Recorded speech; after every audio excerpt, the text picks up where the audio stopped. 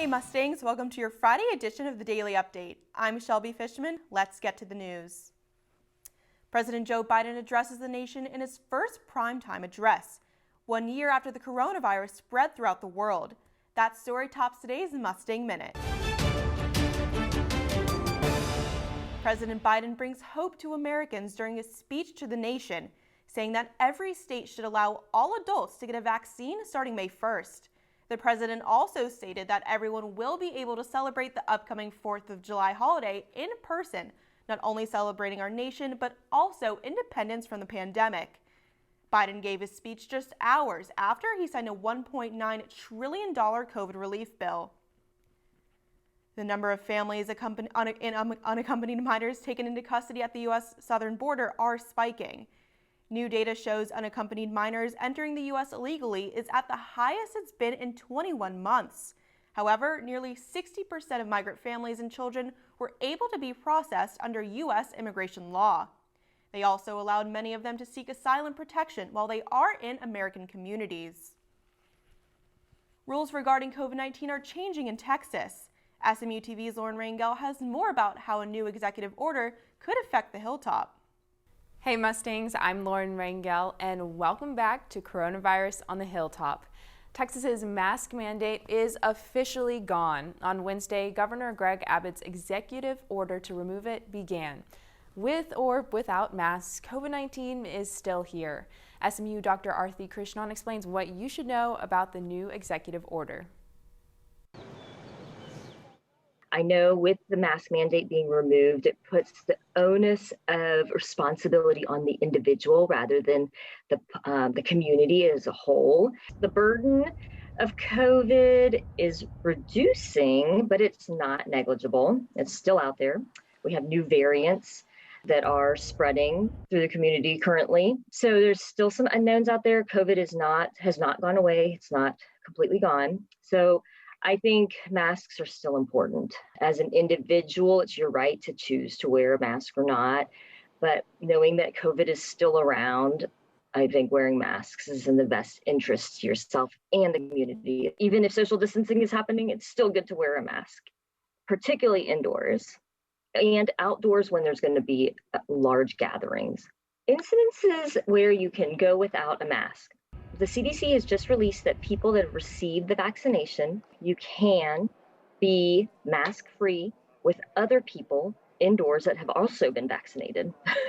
So it's a very select group, and it's not the majority of people that would meet that criteria to be without a mask. So in the meantime, I think we need to continue mask wearing in general as a whole for public health well-being. While the mask mandate may be lifted, there is an exception. If a business decides to require face masks, they can do so under this executive order. Ultimately, the decision comes down to each business owner. Thanks for tuning in to Coronavirus on the Hilltop this week. Feel free to send in COVID-19 questions to @Lauren_K_Rangel. Until next time, pony up. Thanks, Lauren. As businesses slowly reopen and schools are back in session, you may have noticed something else. The roads are getting more crowded and can be a headache. Location technology company TomTom reported a 32% congestion decrease in 2020, thanks in part to COVID-19, compared to 2019 averages. But why is traffic increasing? SMU-TV's Haley Minnick has some answers.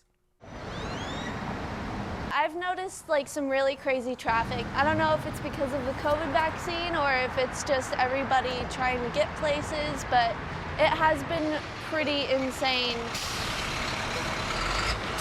It has gotten worse recently as more people kind of head back to work and back into the office. I was on 75 and it was just almost like standstill traffic and people getting really angry and trying to get in front of you and cut you off, and it was just making me really nervous. You see car accidents on 75 all the time and crazy loud noises and sirens. There's so many roads and there's a lot of places where the traffic suddenly all has to merge, or something's merging in and then everyone has to leave to get off at the same exit.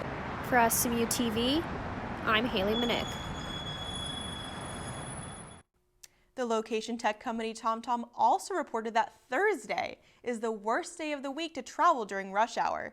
The company recommends if you have at least a 30-minute commute, you should travel after 6 p.m. If you do that, you could potentially save up to 2 hours of traffic time each year. And that's your Mustang Minute.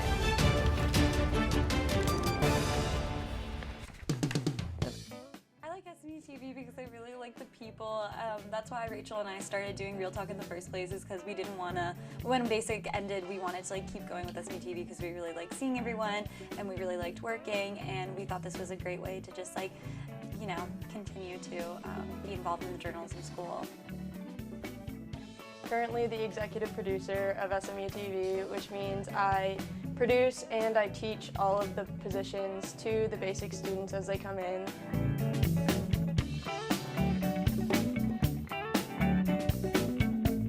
You should join SMU-TV because it's really the student's voice, and when you are a part of SMU-TV, you are a part of the news that's going on at SMU.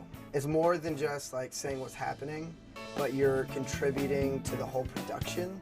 You're contributing to SMU's voice. If you want to join SMU-TV, email smutv@smu.edu.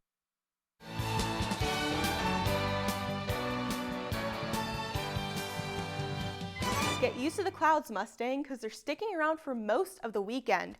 I'm Shelby Fishman with your 5-day forecast.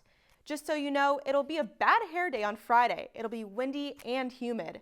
Temperatures will warm up to nearly 80 degrees, and we may see some drizzle in the morning. But one thing is for sure, we won't see the sunshine on Friday. The low Friday night will be in the low to mid-60s. It'll be cloudy again on Saturday with highs in the mid-70s and lows in the upper 50s.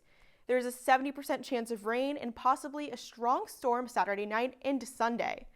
Sunday's high will be in the low 70s with lows in the mid-50s under partly sunny skies.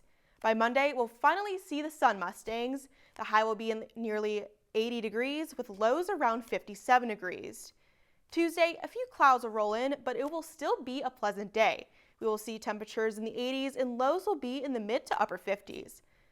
So a mix of clouds, rain, possibly some strong storms, and then some sunshine over the next 5 days, Mustangs.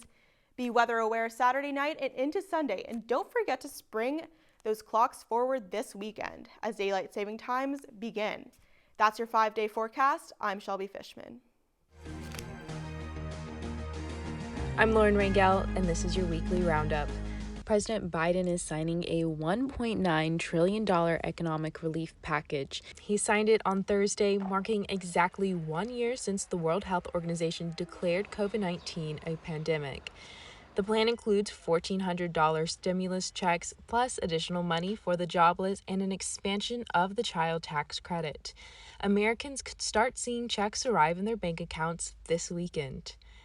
Texas is also trying to get the economy back up, too. As of Wednesday, all businesses in the state are allowed to reopen to 100% capacity. Masks are no longer required either. Governor Greg Abbott announced the decision in early March with an executive order. Former Minneapolis police officer Derek Chauvin will now face third-degree murder charges over George Floyd's killing. Judge Cahill had originally ruled out the third-degree murder charges because he believed it did not apply to the case. The Minnesota Court of Appeals ordered Judge Cahill to reconsider. Now he is reinstating it. Chauvin is already facing manslaughter and second-degree murder charges. He is pleading not guilty to all three. There's a royal crisis at Buckingham Palace. On Sunday, Harry and Meghan sat down for a bombshell interview with Oprah Winfrey. The couple revealed comments from the royal palace about their baby's skin color. Meghan also discussed her struggle with mental health. Queen Elizabeth responded that Buckingham Palace is taking the issues raised seriously, and Prince Charles says the family is not racist. In the meantime, one group of seniors is enjoying herd immunity. This senior living community in Virginia all received their vaccines on Tuesday. To recognize the occasion, they filled a coronavirus-shaped piñata up with candy, hand sanitizer, lip balm, little flashlights, and small bottles of alcohol. After a year of COVID-19 safety precautions, they finally get to celebrate some freedom and even get some anger out on the virus. That's your weekly roundup. I'm Lauren Rangel. March Madness will resume this year after it was canceled last year due to COVID, and the conference championships are taking place this weekend all over the country. SMU is hoping to make it to the big dance after a shortened season, but they have to shine in the AAC tournament this weekend in Fort Worth. The first game for the Mustangs is against Cincinnati on Friday. The Best Buddies Club hosted a watch party for The Peanut Butter Falcon. Members snuggled up on the boulevard with their buddies to watch the film, featuring actor Shia LaBeouf. The movie is an adventure story about a man who has Down syndrome and chases his dream to become a pro wrestler. The club helps students with intellectual and developmental disabilities become friends with other students at SMU and in the community. For more information on the Best Buddy Club and their upcoming events, visit connect.smu.edu. Well, that's all we have for you, Mustangs. Remember, you can find us on Facebook at facebook.com/SMU Television and follow us on Twitter at SMU-TV. If you have any story ideas, shoot us an email, smutv@smu.edu. Thanks for watching this Friday edition of the Daily Update. And again, don't forget to spring your clocks forward this weekend as daylight savings time begins. And be sure to tune in next week for more news from the Hilltop. Until then, have a great weekend and pony up.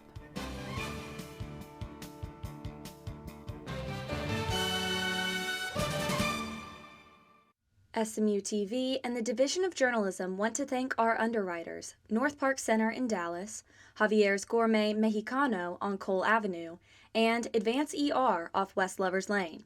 We appreciate your support of student media.